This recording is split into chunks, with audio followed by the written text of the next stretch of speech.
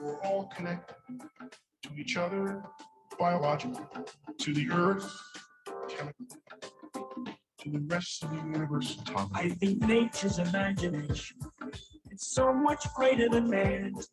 She's never gonna let us relax. We live in an in-between universe where things change alright, but according to patterns, rules, or as we call them, laws of nature. I'm this guy standing on a planet. Really, I'm just a speck. Compared with a star, the planet is just another speck. To think about all of this, to think about the vast emptiness of space. Billions and billions of stars, billions and billions of specks. The beauty of a living thing is not the atoms that go into it, but the way those atoms are put together. The cosmos is also within us. We're made of spark stuff, and we are away from the cosmos to know itself. Across the sea of space, the stars are others. We've traveled this way before, and there is much to be learned. We're all connected to each other biologically, to the earth chemically, to the rest of the universe atomically. I find it elevating and exhilarating to discover that we live in a universe which permits the evolution of molecular machines as intricate and subtle as we.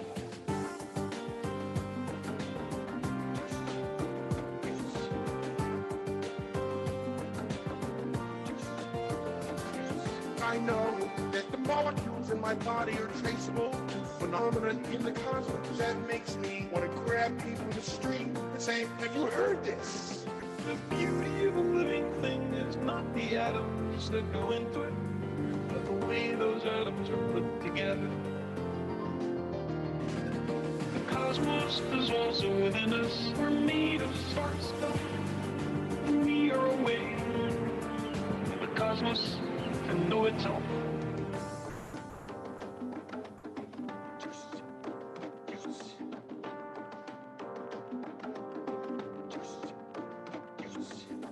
There's this tremendous mass of waves all over in space, which is the light bouncing around the room, going from one thing to the other. And it's all really there, really there. But you gotta stop and think about it, about the complexity to really get the pleasure. It's all really there, really there. The inconceivable nature. To think about all of this, to think about the vast emptiness of space. Billions and billions of stars, billions and billions of specks. The beauty of a living thing is not the atoms that go into it, but the way those atoms are put together. The cosmos is also within us. We're made of spark stuff, and we are away from the cosmos to know itself. Across the sea of space, the stars are others. We've traveled this way before, and there is much to be learned.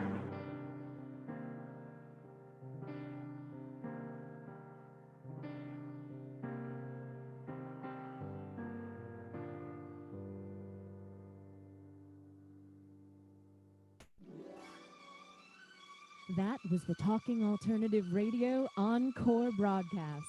We hope you enjoyed it. Now, for the live shows, professionals serving community, talkingalternative.com.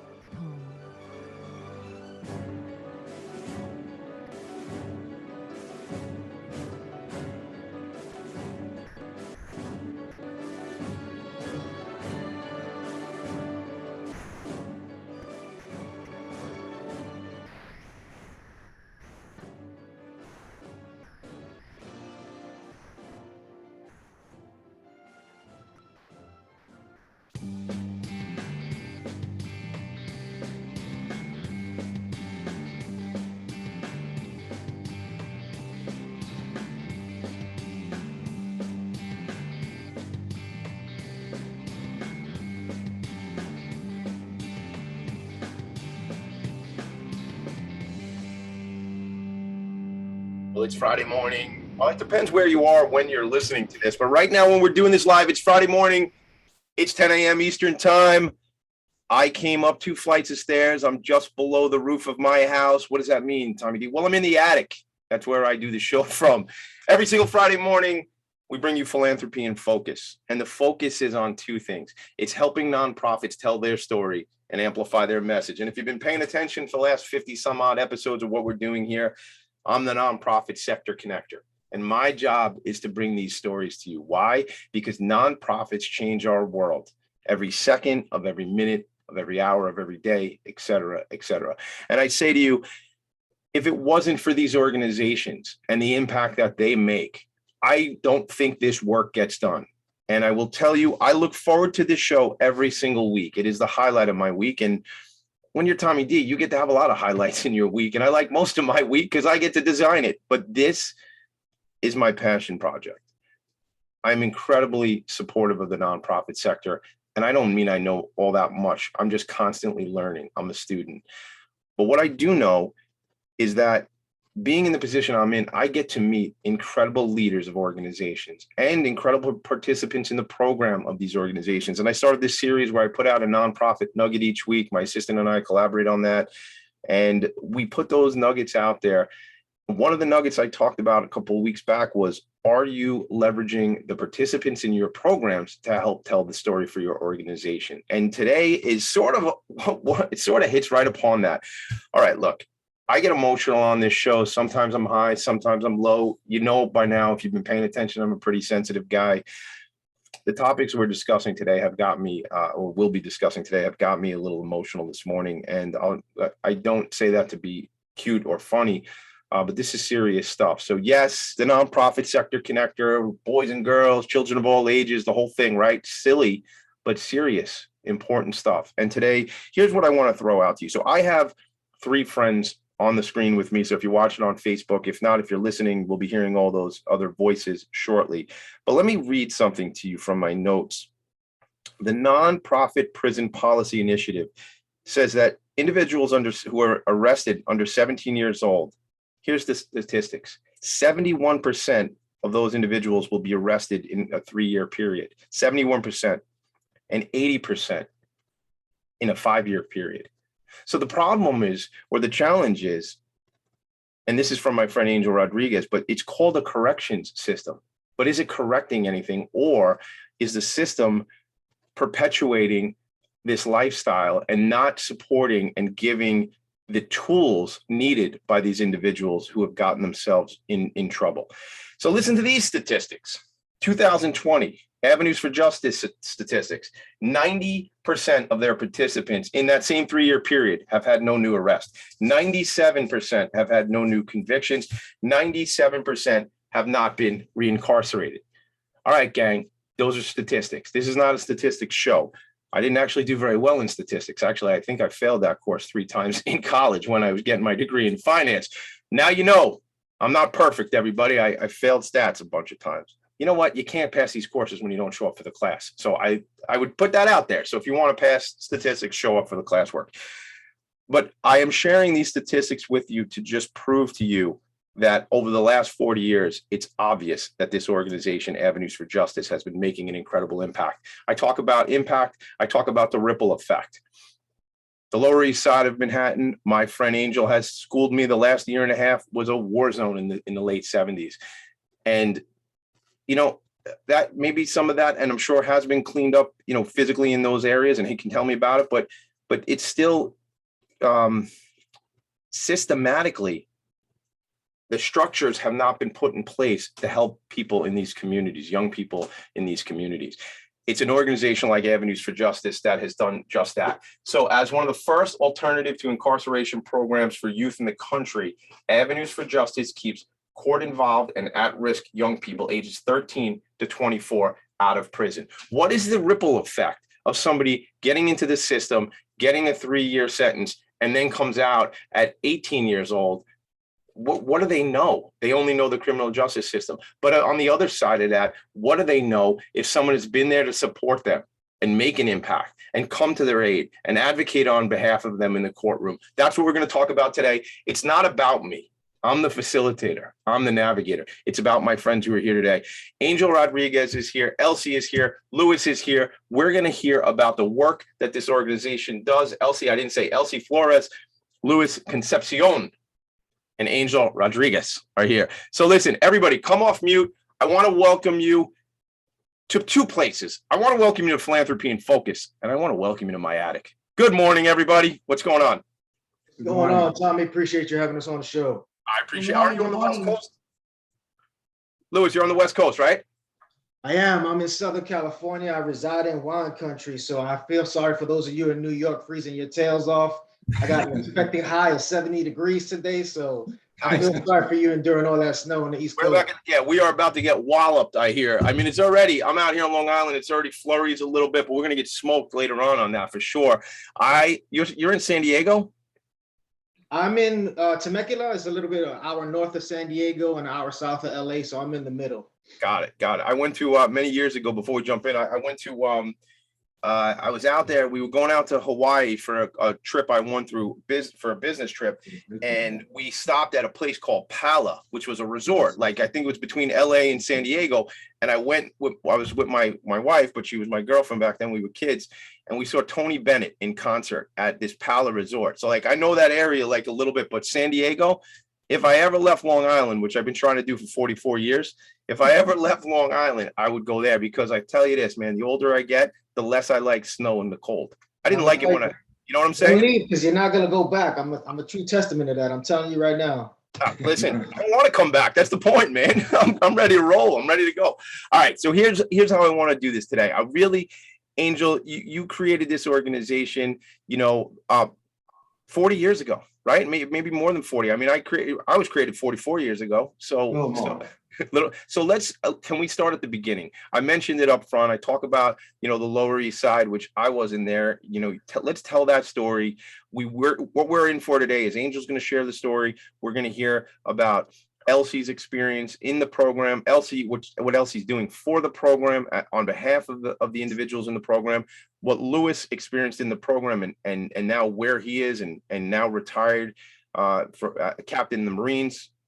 It's just special work. What's the ripple effect? Start us off, Angel. Tell me the story. Good morning. I'm Angel Rodriguez, the Executive Director and co-founder of Avenue for Justice, formerly known as the Andrew Glover Youth Program. And I bring that out, it's right behind me. This program originates back in the 70s when New York was a different place, very poor, different than today. Even our community, the Lower East Side, and all our communities, even communities of color, are very different today, though the poverty and the issues are still in those communities. So Robert Siegel and I worked at the Boys Club of New York. He was an NYU student who graduated from NYU with a political science degree, who was running a tutorial program out of the Boys Club. He and I became friends. He had to go through my department. I saw how kids would draw to him, and he would do amazing things like get dinner tickets from the students at NYU, and at 6 o'clock, all the kids would get up after my ping pong tournament and go out to NYU and have dinner and run through the school. Today, they would all get arrested given what's going on at NYU and the schools and security. But Robert Siegel, one day, he and I had a kid who asked us to come to court with them because they were scared. So we appeared in court with jeans and sneakers and t-shirts and stood in front of the rail, and the judge kind of said, who are these two guys in front of my rail? The lawyer said, that's the mentor and the counselor. And the judge asked us to come up and explain, what are we doing there? And we explained what we were doing with this kid and what some of his issues are. And that created a concept in Robert Siegel's mind about a need in this community, and said to me that he was thinking about creating some kind of program that would address these young people in the criminal court. And he wanted me aboard. He was very smart. Obviously, I'm homegrown on the Lower East Side. I'm still here. He saw my input with the kids in the Boys Club. And so as a smart man, he targeted me as a partner to do this. I immediately said, yes, we can talk about this, but I wanted him to know that I had plans to go to Florida because I wanted to play professional golf in my life, and said to him, I'll do this with you for a year, and then I'll go down and see if I can get my PGA card somehow. And if I did, he wouldn't have any problem being funded. And then, of course, our program is filled with little tragedy as we started. Andrew Glover was a police officer who was shot and killed on the street off the Lower East Side by some guys who had just robbed the bank out of their minds on cocaine, and they stopped this car and distracted one of them, and they wound up slaying these two officers. One of them, Officer Glover, was a friend of Robert Siegel, and is the reason why we named it after him. And it's been very tight and connected to the precinct as an advocacy program. Again, I knew nothing about criminal justice. I was a social work major. That was my, sociology was where I was at. And I made an immediate transition to learn about what's happening in the criminal justice system. And of course, I had some of the tools to deal with some of the kids in the community, and Robert was well aware of that. Sadly, Robert died 6 months into our starting the program. We met a gentleman by the name of David Smith, who helped Robert question, why are you in this neighborhood, Robert? You can work on Wall Street. You could probably mayor this town. And he was like, has such a love and concern for these young people in crisis that he recognized. And immediately pivoted into putting everything into it. He got a small little apartment on 7th Street and Avenue between 6A and B. And out of that little apartment, we started running this program. He walked into legal aid on a case and never left, brought me down. And sadly, when Robert passed away, I didn't know what to do other than I knew I could not let this program die with him. You were concerned at that point that funding, I know where we're going, because you and I've discussed this, but Robert was sort of the connection to funding and support early on, correct? Correct. He was in essence the program. Yes, he befriended this gentleman who questioned why he was here, but moved to help him, and got the New York Foundation actually gave us, I believe, $10,000, and Exxon Oil and Mobil Oil, who were in town, also gave us $5 apiece. So we started with like $30,000, and there might have been a couple of private friends who also donated some funds. And Robert and I started pretty much with nothing and worked day and night trying to do this. Of course, when Robert passed, my life obviously changed completely. I had to pivot myself to this work. I worked 24 hours around the clock. I was living with my sweetheart that at that time I had to kind of let go because I was never home. They were unhappy and I refused to do that. So I moved on to continue this work, representing kids, trying to build the organization, trying to get some funding. And I had to meet with the New York Foundation, who said, the program is over, Robert is not here. And I said, no, Robert brought me here for a reason. And I like the opportunity to continue his work. And all funders decided yes to give me the opportunity. I then hired a secretary. I hired then another court advocate. I was able to then hire somebody who was writing proposals for me, and we were able to communicate with a lot of foundations in this town about the problems, about the organization that provides 24-hour supervision to young offenders, breaking into the system. At that time, crime was ravishing in the community. I was lucky that there was an abandoned building that somebody had, and they were leaving town, so they wanted to find somebody who could fight for the property.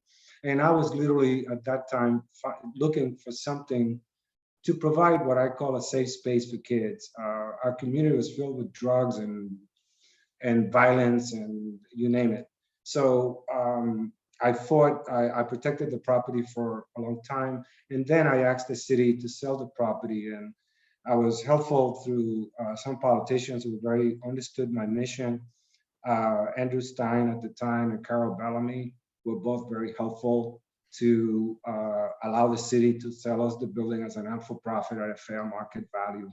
And that allowed us to be able to gut this building and renovate it, and got a numerous of funders who then came in who were unbelievable foundations who gave us brick money to put this building up from nothing. I've been to the building. It's a beautiful center. It's a special center. It's a place of, as you say, a safe space for the individuals in your programs. We're going to take a quick break, but when we come back, thank you for setting the stage, Angel. That was right on. This is your story. This is the organization's story, and I appreciate your candor and the ups and downs of it. And the growth of the organization, the impact you're making is immeasurable. As much as you probably know, you probably don't know how much impact you personally have made. I mean, when I'll leave it here before we go to a quick break, and I'll do it right before the break, just in case you blush. There's no surprise that your name is Angel, is what your staff told me when I first met a bunch of your team, because that's what you're doing. You're an angel. So we'll be right back. This is Philanthropy in Focus. When we come back, Angel, we're going to talk programs. We're going to talk to Elsie. We're going to talk to Lewis, and we're going to see the impact that this organization makes. This is Philanthropy in Focus, your boy, the nonprofit sector connector. We'll be right back. 90 seconds. Are you a business owner? Do you want to be a business owner? Do you work with business owners? Hi, I'm Stephen Fry, your small and medium-sized business, or SMB guy, and I'm the host of the new show, Always Friday. While I love to have fun on my show, we take those Friday feelings of freedom and clarity to discuss popular topics on the minds of SMBs today. Please join me and my various special guests on Friday at 11 a.m. on talkradio.nyc. Are you a conscious co-creator? Are you on a quest to raise your vibration and your consciousness? I'm Sam Leibowitz, your conscious consultant. And on my show, The Conscious Consultant Hour, Awakening Humanity, we will touch upon all these topics and more. Listen live at our new time on Thursdays at 12 noon Eastern Time. That's The Conscious Consultant Hour, Awakening Humanity, Thursdays, 12 noon on talkradio.nyc.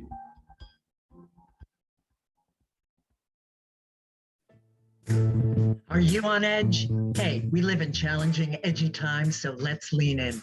I'm Sandra Bargman, the host of The Edge of Every Day, which airs each Monday at 7 p.m. Eastern Time on talkradio.nyc. Tune in live with me and my friends and colleagues as we share stories and perspectives about pushing boundaries and exploring our rough edges. That's The Edge of Every Day on Mondays at 7 p.m. Eastern Time on talkradio.nyc. You're listening to Talk Radio NYC. Uplift, educate, empower.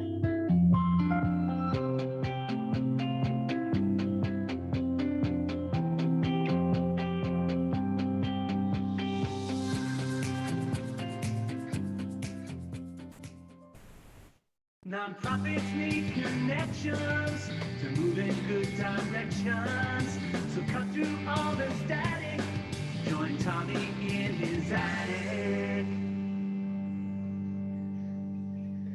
I got Elsie on that one. I always love to look at my guests the first time they hear my song. And how many theme songs, folks, have the word attic in it? All right, cut through the static. Join me in the attic. I saw Elsie look. It was like the Grinch, the little Grinch smirk. I saw her come up, Elsie. All right, this is good. We're back. Come off mute, gang. Just come back into the conversation. Listen, yes, Angel. I just wanted, again, I know that this is moving very fast, and before long, this is going to be over. So I appreciate my story, but as you know, my story is the program. And I wanted just to say that, this program was put in place to protect these kids from a criminal justice system that needs a lot of help, providing, trying to make our city safer and better, funded privately by foundations. This effort that we've done on the Lower East Side with a team of unbelievable counselors that I put together with the same commitment and mission, many who lived in a community as a community base. Of course, in the last 10, we've expanded to in 1998, I replicated the program up in East Harlem, addressing another community of color that has amazing issues happening and too many young people going to jail, dying, and too many guns and crimes and pieces. And also I want you to know that I've also, which been very successful in having the very same impact up in East Harlem as we've had on the Lower East Side. So we started two things. Number one, started looking to replicate the program So we created a model that's been already copywritten that I can take anywhere to help other places create this kind of program. But ourselves, we've been ultimately trying to expand the program around the city. So today we represent kids and pick up kids not only in the Lower East Side, Harlem and East Harlem, but across all of Manhattan. And we've been also touching some of the fringes of our boroughs, which also have the same issues, and they don't seem to have a lot of help. So I've been breaking into the Bronx, Queens courts, trying to look at how I can open up programs in those communities, headquarters where we can support and create some safe spaces for kids in those places. Of course, that requires money, and Avenue for Justice is funded privately with a board that funds and events that we have, from galas to golf tournaments to a lot of friends and people that are concerned about the inner city kids who do put their money where their mouth is and fund this organization. And I've been fortunate along that side to have some of the amazing people in this town who understand this problem and who want to help, including, again, many other foundations. I'm funded by Robin Hood, who is one of the largest funders in town, to Tiger Pickington, to the Lehman Foundation, which is a small foundation. And I appreciate it all. I have a little lady that sent me $25 a year, and I appreciate that, as I do some of these foundations grants that make it possible for us to grow and to continue helping some of these kids. Thank you for pointing that out. I want to bring Elsie and Louis into this conversation because I know you do. I know that's important to you, and it had been important from the beginning of us preparing for today. What I want to say, just specific what you talk about from a funding perspective, and I know you shared this with me, and Gamal and your team had shared this with me, and the programming that Avenues for Justice provides is not a 6-month one and done, fix the problem thing. Like, let me go advocate on somebody's behalf in the courtroom and then they go on their way. These problems that these young people are up against have taken 13 to maybe 24 years to happen, right? It's a societal issue. It's their community. It's, do they have the support in the home? Are they even in a home? Some of these people, these young people have been, are out on the street and in really precarious predicaments that, that not everybody's aware of. I guess it's one of these things that you're aware of it when you live it, but you're not aware of it if you don't live it. As much as I try to be open and aware of things, I only know the road I've walked. Long Island guy, middle class kind of thing, I don't know other people's experience, but when you peel back that onion, I've understood, you've shared with me in the past, that programming is a longer term programming, and it's supportive past the case. It's supportive back to the homes. I mean, I remember when meeting with some of your folks, they said, you go down into these communities, everybody knows Angel Rodriguez. You're there for birthday parties. You're there for, you're a fabric of the family. So I want to go to Elsie and then also to Louis and bring them into the conversation. I mean, I just want to read something real quick. So Elsie Flores is, she's a staffer. She's a Lower East Side court advocate, but she's also a 1999 graduate of the program and recipient of the Glover's Program's Outstanding Youth and Second Chance Award in 2008. And Louis, who's here with us, was also a participant in the program from 1995 through 1998, Outstanding Youth and Second Chance Award in 2000. He is a financial manager now, but he served this country for 20 years and retired as a captain from the Marine Corps. What is the impact of this type of stuff, right? So I want to just open it up for like Elsie to come in and Louis to come into the conversation about your experience with the program and kind of what you do with the program now, how you're both able to support it. I just want everyone to know that what the difference with Avenue for Justice and why judges and prosecutors buy into our program is that we're not, again, fly by night. We work with kids. It may take us a year just to work out and get to know them and work out a disposition for them. Again, our young people, sadly, in the system have to show that they deserve an opportunity. So that's where we come in, sadly. There are other people who come in and plead guilty and get their whatever it is that they're going to get and they move out. With our kids of color, it's different. They want them to show. So there is this process of diversion, which is good and bad for these kids because they're on a hook that anything happens, they could wind up in prison and deal done. So you can imagine the work that these counselors do on a daily basis beyond the scope. Even after a kid gets sentenced and we know that kids need that support, we stay engaging with that young person or defendant until we feel the job is done. We get them employed, we get them through school, we get them through treatment. It's a lot of referrals that we make to make this job happen. And of course, the big selling point is that the criminal justice system is spending about $450,000 to incarcerate a kid. It costs, I mean, if you adjust this today, it used to be lower, $5,700.50 to keep a kid out of jail. All right, we got to say that twice because people just miss numbers. Before we go, Elsie, hold on one second. I want you to jump in, but we need to hit that harder, Angel. To incarcerate a young person, it costs $457,000. $450,000. $450,000 versus your program is in the $5,000 to $6,000 range. $5,700. Okay, that's correct. I mean, Liz, you want to talk financial stuff, folks? I mean, what are we talking about here? Not to mention the social impact. Elsie, I want to work with about 400 of these kids a year. And again, and we carry many that stay with us. Beyond that, those who want to stay, those who feel that they're getting opportunities through us and better their lives. I have so much commentary I want to say there. We'll talk about it offline because this needs to be fixed and resolved. But Elsie, let's talk about your experience with the program as a participant and the work you're doing now. If we could jump into that, please. Hi, good morning again, Elsie Flores. So I try to put everything in a nutshell. Unfortunately, my mom's was an addict, cocaine. So I left my house around 11 years old. Started selling crack and dope and all the good stuff back then that you could possibly sell. And unfortunately, I got caught up. It's amazing because, like you said, everything happens for a reason. Destiny happens because I started selling drugs around 11 years old, but I was getting away with it all the way till I hit 16. And at 16, 20 years ago, a youth was charged as an adult. So after the first arrest, which is grand larceny, I ended up stealing a car. My second arrest was a direct sale. I was selling drugs to a detective. And my third arrest was an observation sale. Apparently, detectives see me selling.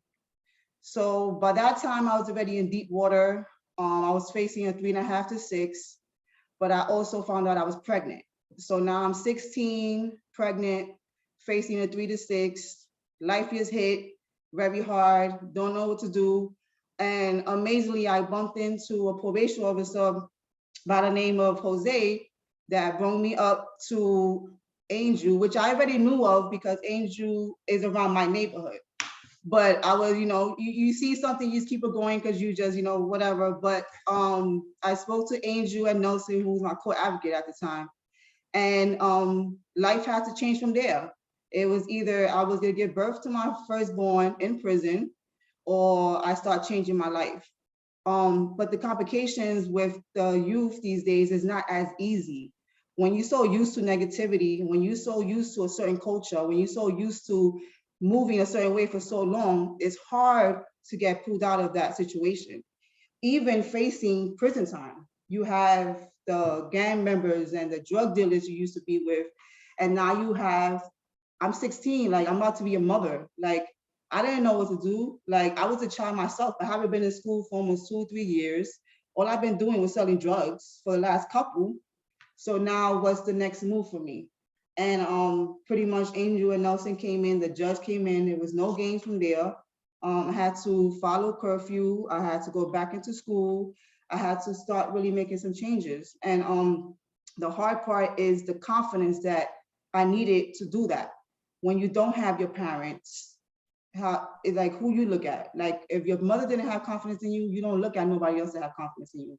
So to build confidence in myself was one of the hardest thing for me to do to move forward, to not get caught up in the system again, not get caught up in the streets again. And Angel and Nelson at the time helped me with that process of saying, Elsie, you can do this. You can go to college. You can change people's lives. You can be a good mother. You don't have to give birth in jail. And they came to the process from A to Z literally. when I had to stop selling drugs, I had to learn how to live a legit life. From $2,000 a day, I had to start working at McDonald's from $125 a week. Right. So I like just lifestyle, like like in general. Yeah, like wait a minute, I gotta go back and like do a job and like for $12 an hour or something. Well, not even back then, you're talking 20 years ago. It's like, how do you do that? Not to laugh at the situation, but like that's like, what do you mean I'm gonna go do that? So that takes support though, Elsie, right? Like that takes the support that was lacking. I want to ask you a quick question because we got to go to a quick break. But did you have to serve any time for those arrests? No. So alternative to incarceration, Avenues for Justice makes this incredible impact. The support you needed that you didn't have at home and didn't have in a family situation, and certainly maybe the support you had on the street was not the support you needed because they wanted you out there hustling, making $2,000 a day because a lot of people got well that way, right? And not in a good way, but so the support you were going to get in the community wasn't what you needed. Avenues for Justice gave you that support. You avoid, I'm sure there was probation and programs, and we'll hear all about that when we come back.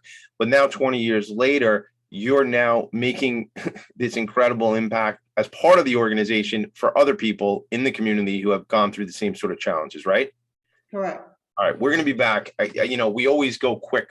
We take quick breaks. And we'll come right back. Elsie is my incredible messenger. She's your messenger. Yeah. The angelicness just continues. Well, this is Philanthropy in Focus. I'm probably going to cry soon. We'll be right back. I am Joseph Franklin McElroy, host of the new podcast, Gateway to the Smokies. It airs on talkradio.nyc every Tuesday night from 6 p.m. to 7. Every episode is dedicated to memorable experiences in the Great Smoky Mountains National Park and surrounding areas. This show features experts and locals who will expound upon the richness of culture, history, and adventure that awaits you in the Smokies. Tune in every Tuesday from 6 p.m. to 7 on talkradio.nyc. Are you passionate about the conversation around racism? Hi, I'm Reverend Dr. TLC, host of the Dismantle Racism Show, which airs every Thursday at 11 a.m. Eastern on talkradio.nyc. Join me and my amazing guests as we discuss ways to uncover, dismantle, and eradicate racism. That's Thursdays at 11 o'clock a.m. on talkradio.nyc. Are you a small business trying to navigate the COVID-19 related employment laws? Hello, I'm Eric Sauver, employment law, business law attorney, and host of the new radio show, Employment Law Today. On my show, we'll have guests to discuss the common employment law challenges business owners are facing during these trying times.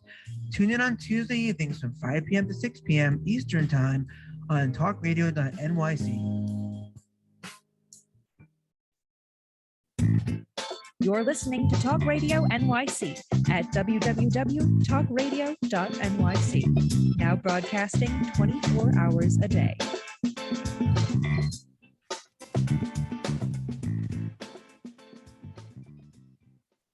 Nonprofits need connections to move in good directions. So cut through all the static.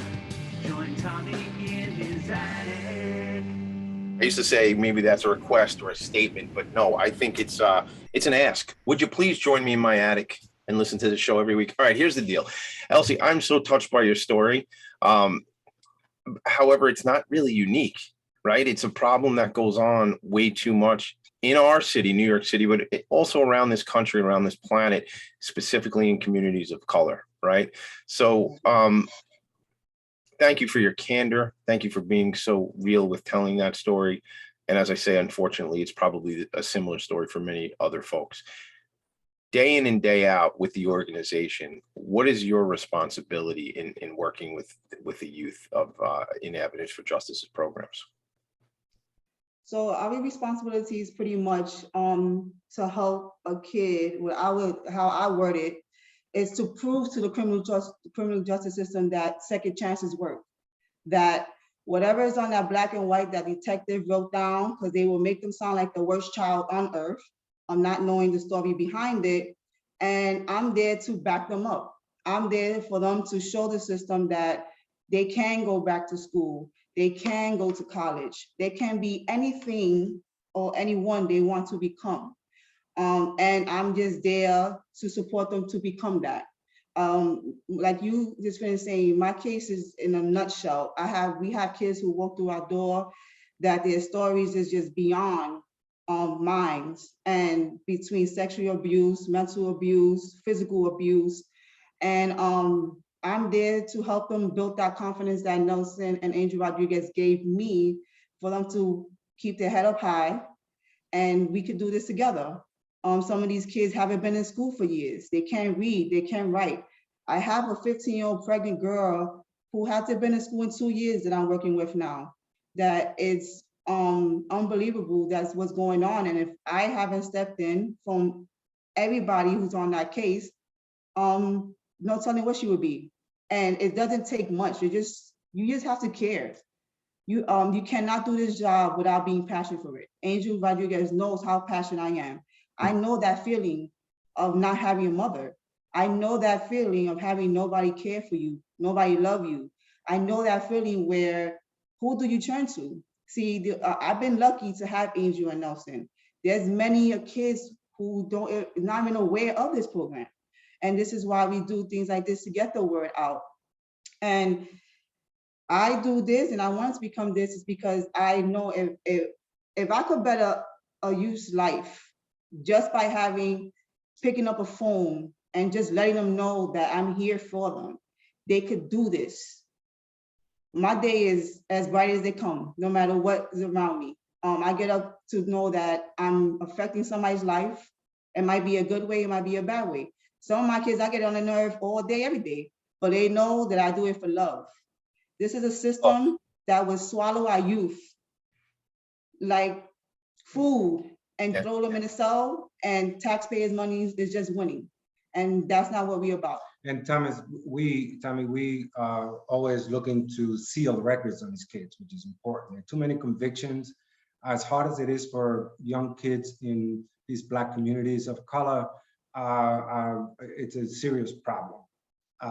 Convictions as it is, it's difficult for them to be employed, even if they don't have a conviction. So imagine a young person who would find a conviction. I have a kid that recently applied for a job. He's got an open charge. It's a new case. They did a check on it. It came out that he's charged with this crime, and they fired him on the spot. Yeah, you told me. Yeah. And it's ridiculous. So custom tailored services that we put together for these kids are crucial. And of course, what Elsie's talking about is that we take that into the courtroom to identify who these kids are, aside from that terrible complaint that this DA wrote up with the write-up of the police officer, to kind of allow the system, the judge, the DA, to see this kid for who he is. So we bring in the information that they don't have on this complaint that generally allows them to just ask for jail. So we humanize the defendant to the court, to their issues that allow us to work out the kind of dispositions that we do. And then we stay on it 24/7 with people like Elsie and others. And Elsie is one of my, and Louis, my proudest moment. Elsie went through this program, did everything that she had to do, got her YO record sealed, and 10 years later came back and said, you know what, Angel, I want to give back, I want to help, and I gave her this opportunity. She's one of my stars. I love amazing impact. Talk about ripples effect. She has one. Incredible. And custom tailored services. And I'm just, as I'm hearing it, I want to bring Louis in this conversation right away. As I'm hearing this, you know, every kid is not the same. Every kid's not the same. And there's also the situation that there's no one in a lot of these cases. And I had the opportunity, folks, to go out and spend a day with Avenues for Justice. I don't know if we've mentioned it yet, but 60 days of service. One of the days was me spending some time with Angel, and I went in the courthouse. And I was in the courthouse, and it's funny, Angel, I love your friendship, man, because Angel and Gamal were like, it was, you know, it's mid-pandemic. I'm a Long Island kid. I hadn't been in the city in a while. And they're like, are you okay going on the subway? And at first I was like, I don't know. I'm not sure. Cause I was like freaked out, pandemic, the whole thing. So I think I had like 3 masks on to get on the train or something like that.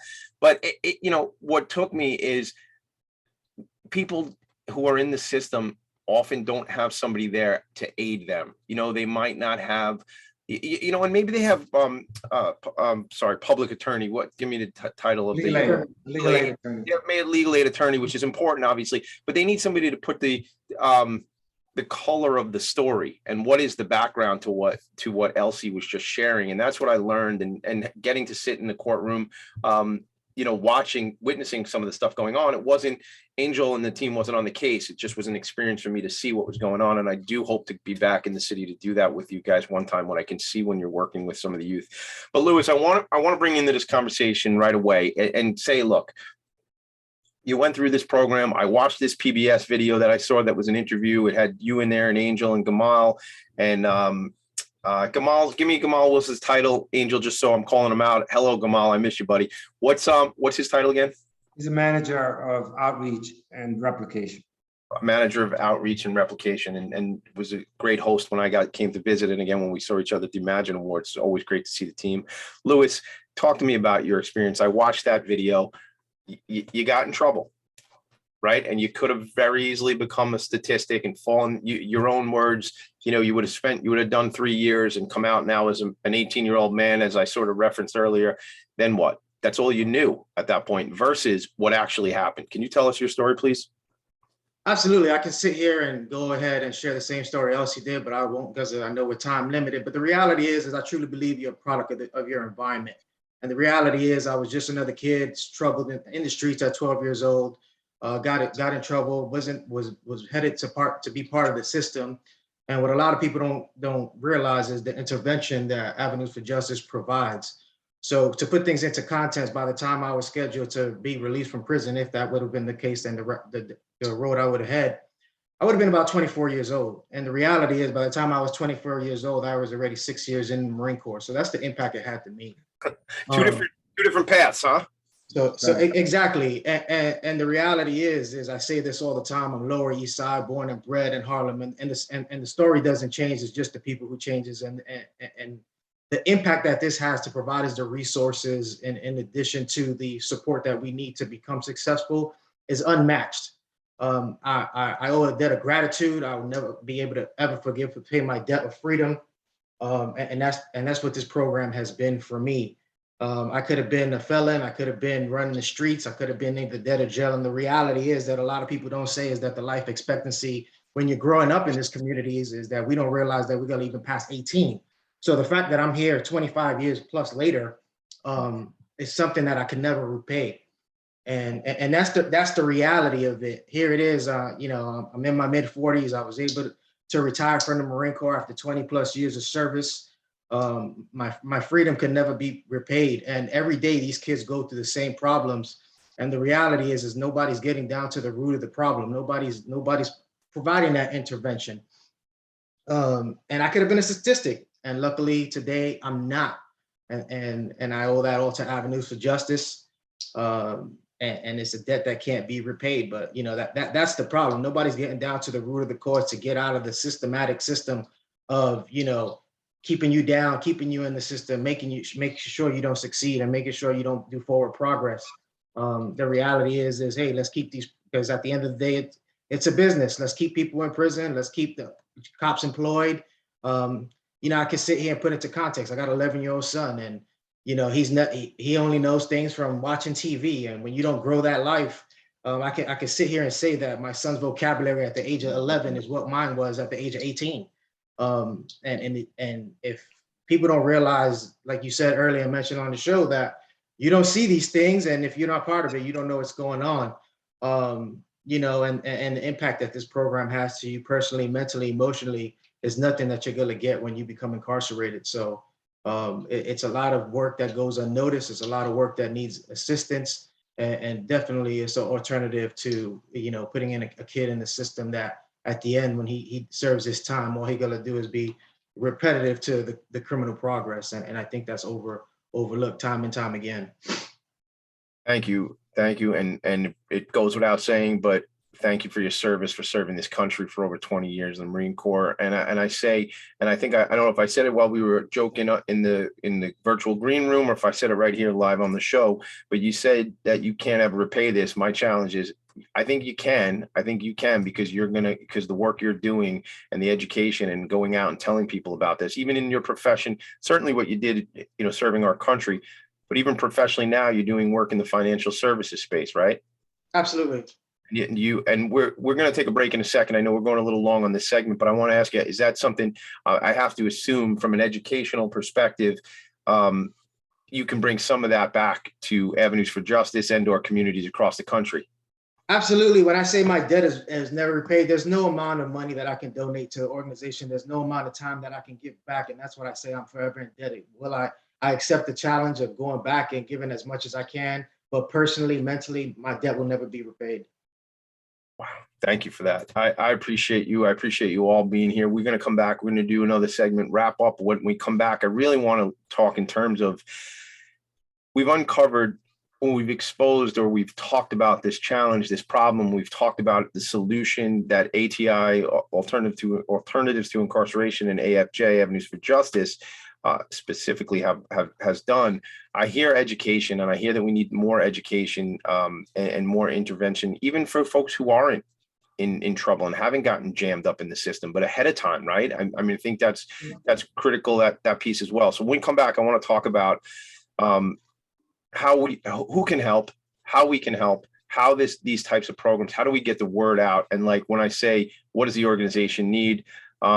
Angel, I love to play golf. I'm not very good. One day we'll get out together, and you'll probably teach me how to play the game. But I want, I know you have the golf outing and galas and all that stuff. So when we come back, I want to talk about a couple of things. I want to talk about how else we can help my people who are listening, how else my community, the networks, the people that I know, how we can help, and who you need to meet. We're going to do that when we come back. I'm here on Philanthropy in Focus, Elsie Flores, Luis Concepcion. I love saying that last name. I'm just going to keep saying it all day. And Angel Rodriguez. I'm Tommy D. We'll be right back. Philanthropy in Focus.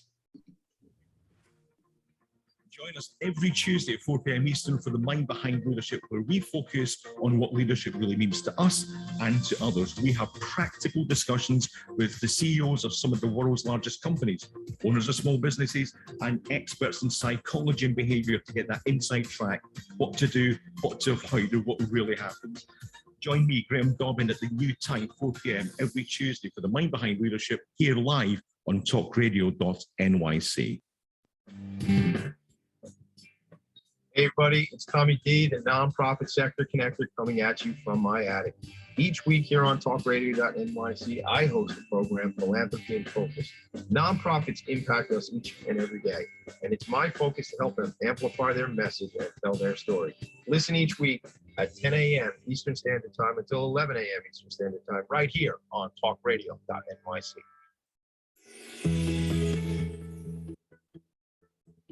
Calling all pet lovers. Pet Avengers, assemble! On the Professionals and Animal Lovers show, we believe the bond between animal lovers is incredibly strong. It mirrors that bond between pets and their owners. Through this program, we come together to learn, educate, and advocate. Join us live every Wednesday at 2 p.m. at talkradio.nyc. You're listening to Talk Radio NYC at www.talkradio.nyc. Now broadcasting 24 hours a day.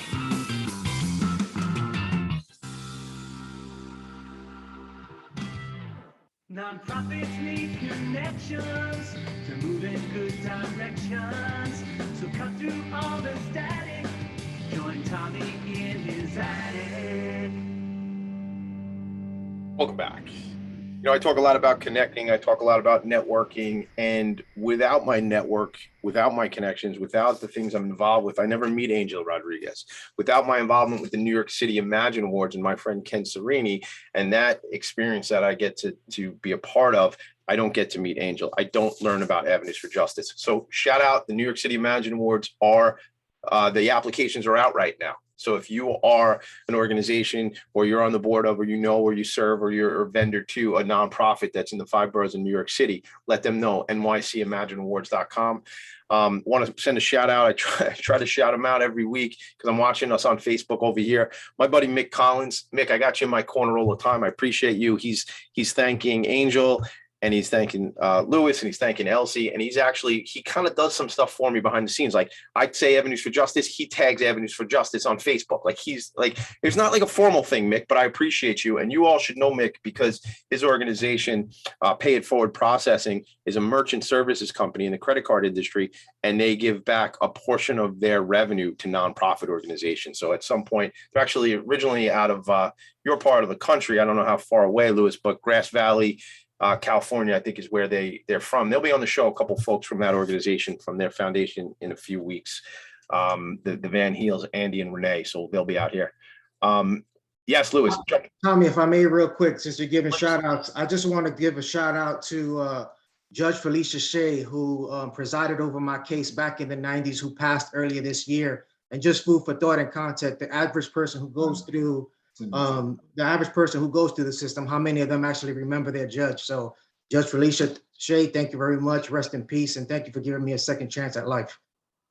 Yeah, Tommy, these processes are not easy. Lewis's case took me into different places. Once Lewis earned his right to get probation and have his record sealed, he had to serve for 5 years. He had to be monitored for 5 years with the department.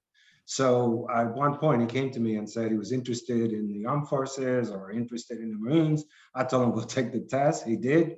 He scored high. The recruiter called me and said, we want this kid. I was, Lewis, do you want to do this? Lewis, of course, at the time, had a young 2-year-old baby with him, a girl, his daughter. And Lewis wanted to create a better life for her. So I said, go take it, scored high. I went to probation and said, guys, you know my work, you know what I do. I need this case terminated early so that he could be inducted into the Marines. They said, we respect your work, but we can't do it. And of course, I then went to Felicia Shea, the judge.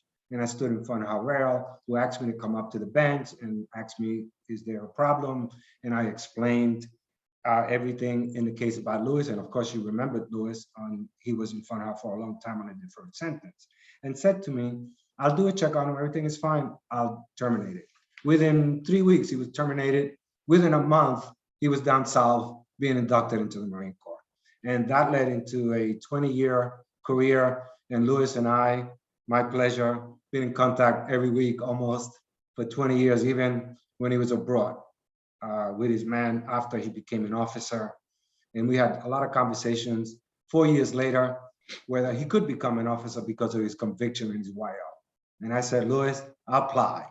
And he did, and retired as a captain, Puerto Rican, which I love. So I just wanted to say that in context. Thank you. Thank you for sharing that. And obviously the appreciation you have for Judge Shea and the impact she made, but the impact that Angel made, and then the impact that Lewis has made in his own life and his own family, but then again, for us as a country. I'm floored. I don't know what else to say. I mean, I start off a show like this by saying the impact that nonprofit organizations make are absolutely incredible, but that doesn't even say that. What does incredible mean? Is it strong enough a word? I mean, it changes lives. An organization like yours, and I've experienced, 7 hours with the team. I would say I don't know very much about the organization, and I know a lot more than many people who might be listening to this for the first time. I want to learn more. I want to know how to be more of an impact. So why don't we go there quickly? And anybody can jump in, whether it be Elsie or Lewis or Angel. What do you need? What's coming up for this organization? Obviously, funding. I know we talked about private funding is critical for the organization because, and Angel, just to say it, I'll say it so we don't spend too much time on it. As I understand it, if there was public funding, you'd be limited to the amount of time you could spend on a program. So certainly funding is important, but tell me what else the organization needs. There are some limitations. I'm happy to say that today we are being funded by City Council, Mayor's Office, Department of Correction. Gail Brewer in particular as the borough president had been unbelievable, understanding our work and the impact that we have in the system. I'm working on, again, expanding this program. I'm looking to this in the Bronx, Queens, in Brooklyn, areas that need a lot of help. I mean, we have a model that we could take anywhere, but like I said, I'm focused right now in New York. So we're looking for people that can help us along those lines. We're looking, I've been having conversations and was involved with the mayor's committee on juvenile justice to recommend how the young people should be addressed. This is an organization that was involved in creating and lobbying for the youth part with Judge Michael Corriero. The youth part is a law that came in 1979 behind a kid who committed a robbery who was 14 years old. And fair or not, 14 and 15-year-olds today in this city and anywhere in this country today can be prosecuted as adults with adult sentencing and adult conviction. So think about your 14-year-olds and you're at home, 13-year-olds for murder, or 15-year-olds, who are they? And yet these young people are exposed to this process, which is why Avenue for Justice continues to stay focused on trying to alert people to what's going on, educate the public and our communities and our kids. And of course, funding is an area that we're busy trying to raise. I do events, golf tournaments. We do other events to raise money that we could kind of do other things that foundation money and city money is targeted towards, and we have to abide by whatever it is that we agree to get the money. But when we raise money from golf tournaments or galas, that money allows us to be able to do other things, support the clients in different ways. So we build that into some foundations come in that way. Andrew, if I may real quick, I think quick, Louis, because we got to leave it there. So go quick. I think in summary, what we're trying to say here, Tommy, is we need to build awareness and understand that programs like this need to be made aware, and that second chances work. In summary, I mean, we got to get out there. I think Avenues for Justice has increased their social media footprint in the last 2 years significantly, and I think we just need to continue building awareness to make this happen. Perfect. Yeah, for the audience to please go into our website. It provides every information. Avenuesforjustice.org. You can get in touch with me and I'll help you get there if you can't get there. A couple things I got to say before we go. So avenuesforjustice.org. If you're looking for me and you need to connect with me, TommyD.NYC on Instagram, TommyD.NYC on TikTok. You can also send me an email, TommyD@Philanthropy and Focus, PHOCUS. So if you're looking for the Avenues for Justice website, and I just told it to you twice, so you should be able to find it. But if you can't find it, call me and I'll show you how to find the website. I got to send some first. Thank you, Elsie. Thank you, Angel. Thank you, Tommy, for giving us this opportunity for the public to see us. I could hardly wait to come out and visit again. I got to send some additional thanks out to Annie Troy, who really helped from the AFJ team to make this happen. Thank you, Annie, for the last couple of days of phone calls. I know Elizabeth behind the scenes was involved with that. Yes. And send out so shout out to her. My assistant, Ceci Galan, thanks for the work you've done this week and all the time, and especially for this show. I got to leave it here. I'll tell you next week, we got Judy Peterson that will be here from Our Hearts of Hope, which is an incredibly inspirational organization. I'll tell you all about that next week because we don't have time right now. Stay tuned for my friend Steve Fry, always Friday, then Jeremiah Fox right here. Thank you, Louis. Thank you, Louis and Elsie. Louis, Elsie, Angel. Thank you very much. Thanks, Tommy. Thank you, Annie. Thank you, Annie. Nonprofits need connections to move in good directions. Cut through all the stats